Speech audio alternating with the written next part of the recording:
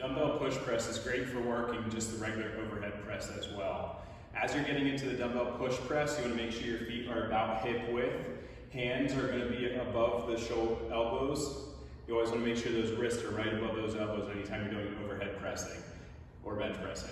The idea in the push press is to time when you're pressing up with your hands and when you're exploding through your legs. You're going to do a little bit of a squat from this, but you want to take a very small squat and explode as hard as you can. That way it helps boost those hands off of your shoulders or out of the shoulder area.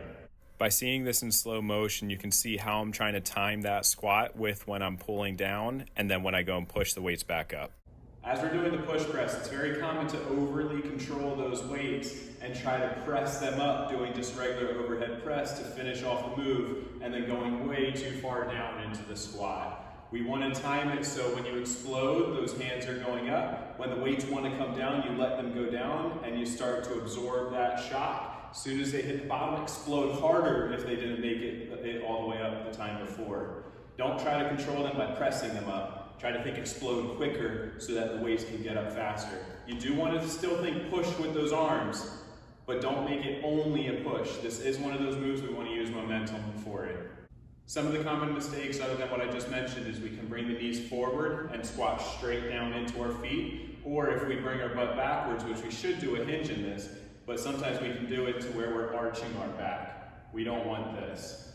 Just like in a regular overhead press, you want those elbows to be right underneath those hands. So as you push up, they should stay right under those hands. The heavier the weight goes, the elbows might flare out a little bit more, but do your best to try to keep the elbows right under those hands. So if you have to angle those arms out, that's okay. Try not to go so that they're all the way by your side. Going behind your head or straight out to the side like this can put the shoulders in an impingement range. And we want to make sure we're thinking back and down, but keeping those elbows slightly in front.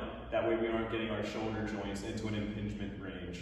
Your core should be engaged just like anything else. The quickest way to think about this is breathe in to absorb some pressure in your torso, and then tighten down the core. As you're here, you're going to take quick breaths with each push. It should be breathe in on the way down, out as you explode up. In on the way down, out as you explode up. If you're looking for a way to warm up your legs for this, check out the video here about the glute bridge.